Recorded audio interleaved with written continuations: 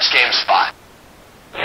Hello and welcome to Let's Gamespot. As always, I'm your host, Ankarino Lara. I've got to tell you, here at Let's Gamespot Studios, we've had it. No longer will this show be held captive by a short list of new releases. No, things are going to change around here. And after we tell you about a pair of games that hit the shelves this week, we'll move on to bigger, better, and bolder things. But don't worry, we've still got Giancarlo Varanini and the Let's GameSpot news desk, a peek at what it's like to sit in on a soundtrack recording session for Homeworld 2, and that crazy trivia challenge that you've known to love. There's still plenty of new business we'll squeeze in between, but make no mistake, even we don't know how they get the cream in the middle of a Hostess Twinkie cake. Here on Let's GameSpot!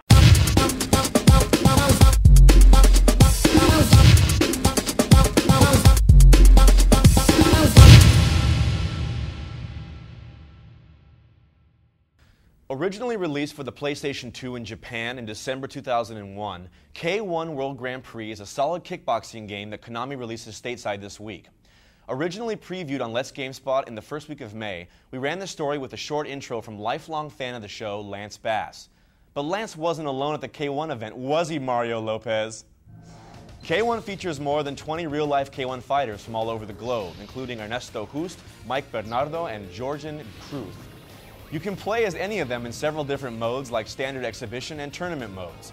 Revival mode challenges you to accomplish specific goals like knocking your opponent out with a body shot before the round ends. Finally, career mode lets you try to qualify for a K1 tournament with several preliminary fights. In between each of the fights, you can use points earned in your bouts to improve your fighter's skills. The training sessions offered include speed and target recognition exercises that are modeled after real-life K1 exercises, such as hitting pads in the specific sequence indicated by your trainer. The gameplay is fast-paced, but it allows you to set your shots and measure opponents for big hits as you try to rack up cumulative damage on their different body parts and knock them out.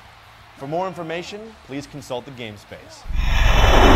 So it's July, and the Let's GameSpot Nation runs to the beach for fun in the sun. Hoping to capture some of that summer madness is Simon & Schuster's Outlaw Volleyball for the Xbox. Yes, the same company that recently guided Hillary Rodham Clinton to the bestsellers list now brings you a TNA extravaganza disguised as a sports game. The game features more than 12 characters and 10 environments, ranging from a rainforest to a woman's prison.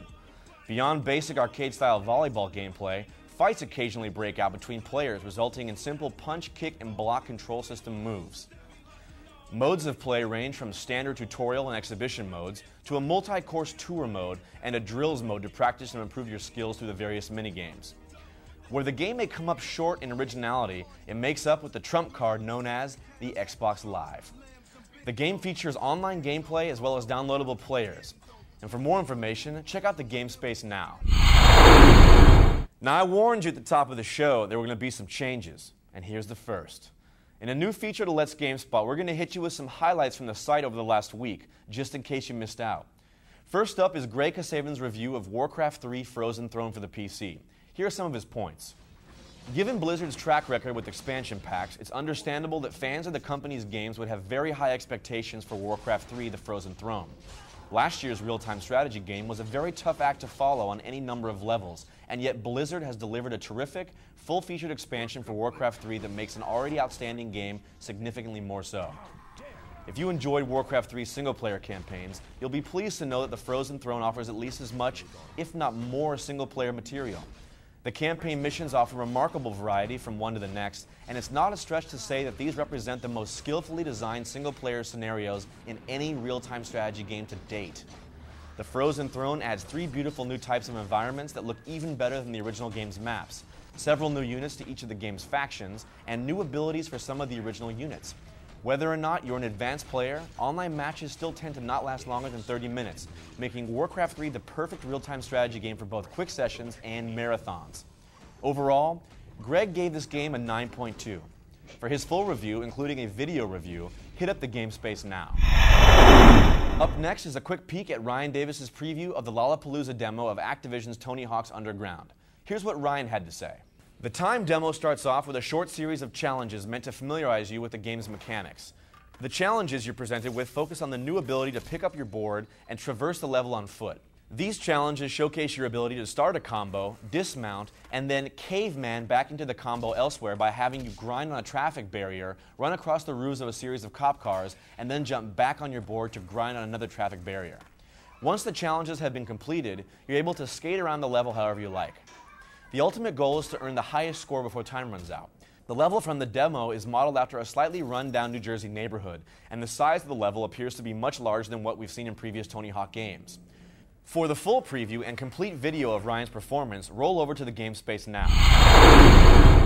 Finally, last Friday was America's birthday, and to celebrate our Independence Day, Gamespot Live threw together a nice little montage. Here's a taste.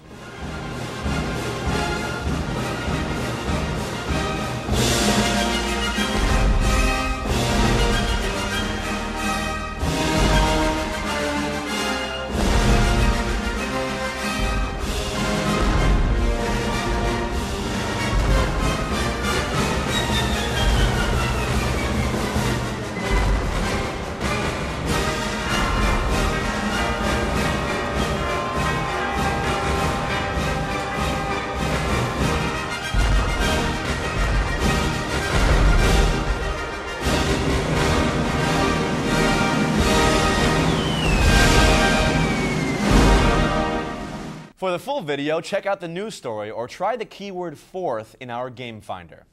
So that was last week, but what's on the Let's GameSpot radar for next week?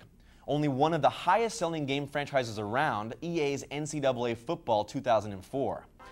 As expected, a number of general improvements and new features have been added to the game, including several trick plays, mass substitutions, and new animations. Also, 20 new mascots are now playable, including Cal's Oski the Bear. New gameplay modes include College Classics that lets you play in 20 moments of college football history. The most prominent addition, however, is online play for the PlayStation 2. Can't wait for this game to come out? We've got plenty of movies and screens from all 3 versions of NCAA Football 2004 on our site already. Click away. All right, enough of this chicanery. Let's get back to the basics. Giancarlo Varanini, what's news?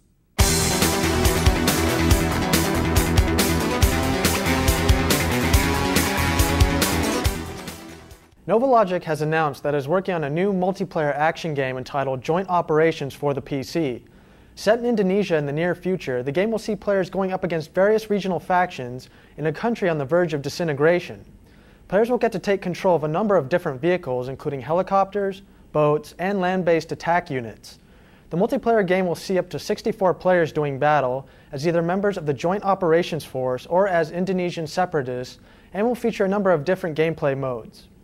Joint Operations is being developed using Novalogic's Black Hawk engine and is currently scheduled for release towards the end of this year. It's not yet clear whether the game will be played from a first-person or third-person perspective, but we'll bring you more information on Joint Operations as soon as it becomes available. Atari has released the first screenshots of Mission Impossible Operation Surma in action. Inspired by the Mission Impossible movies, the game is currently in development at Paradigm Entertainment and is scheduled for release on all current console platforms as well as the Game Boy Advance. In Operation Surma, players will assume the role of IMF agent Ethan Hunt as he attempts to infiltrate the Surma conglomerate, which is believed to be conducting dangerous weapons research and developing a computer virus known as Iceworm. Much of the game will be stealth-based, and players will have access to a formidable array of high-tech gadgets.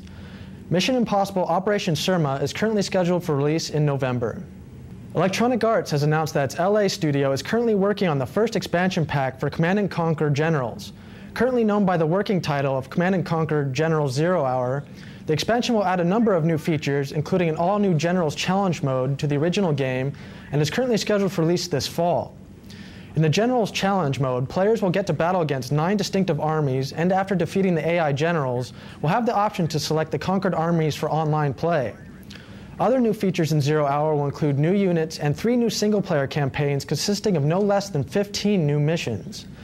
New units include a U.S. Spectre gunship and GLA combat motorcycles, while new single-player mission objectives will include destroying a U.S. fleet in the Mediterranean, rooting out a splinter cell in Cairo, infiltrating a U.S. intelligence building, and sending in special ops to capture weapons of mass destruction. The original Command & Conquer Generals will be required to play 0 Hour when it's released later this year. We'll bring you more information on the expansion pack as soon as it becomes available. Thanks, Giancarlo. Now, last week, GameSpot got to sit in on the recording session for the soundtrack of Homeworld 2. I'm really excited to be here today. We're at the Armory Studios in Vancouver, and recording the orchestral session for Homeworld 2.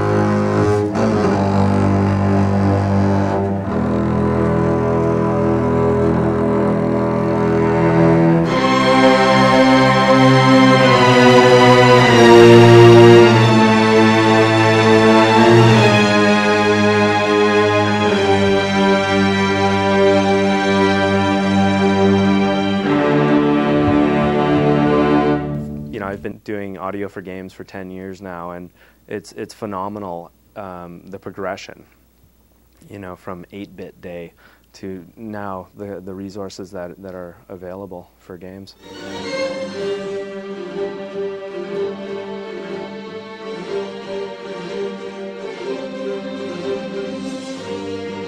Homeworld 2 is the second, or actually the third product in a brand called Homeworld, and it's really about the journey of people who are exiled to a far distant world and how they get home.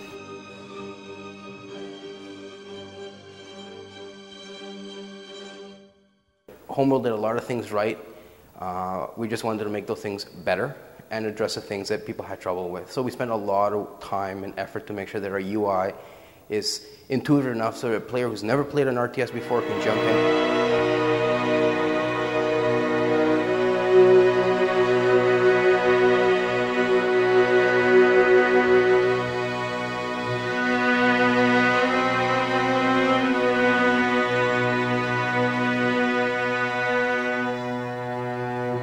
My name is Jennifer Graveness, and I am honored to have the role of Karen Sajet for Homeworld 2.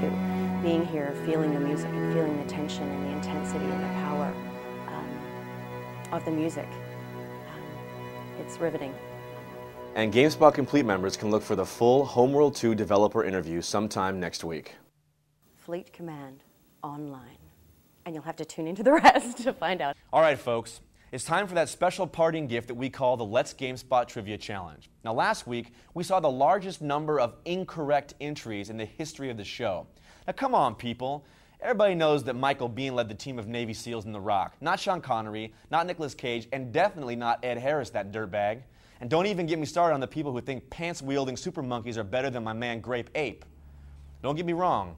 A lot of people did have the correct answers, and DVDs go out to my man Oliver Barich of Canada, Chris Bruffett from Oklahoma, and Randy Jenkins from Florida. Now, I was looking through the prize vault, and we only have 3 DVDs left to give away. So if you want to win your very own copy of a GameSpot Complete To-Go Pack Volume 1 with television quality previews of games like Beautiful Joe and True Crime Streets of LA, as well as a free month of GameSpot Complete, you got to answer these 5 questions correctly. Question number 1. Name 2 fighters found in K1 World Grand Prix. Question number 2. How many new environments were added to Warcraft 3: The Frozen Throne? Question number 3. Which music festival will feature a playable demo of Tony Hawk's Underground? Question number 4. Which mascot new to NCAA Football 2004 once took down the Stanford tree during a heated basketball game? Question number 5. What changes would you like to see in Let's GameSpot's format?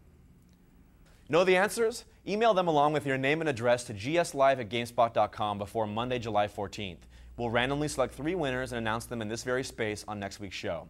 So until then, feel free to check out the site every day for the latest news, reviews, and previews from the world of gaming. Thanks for watching. As always, I'm Moncarino Lara, reminding you that if you really want to know how they get the cream inside a Hostess Twinkie cake, just look at the bottom. There are 3 huge gaping cream holes that they've just rammed in plastic spigots.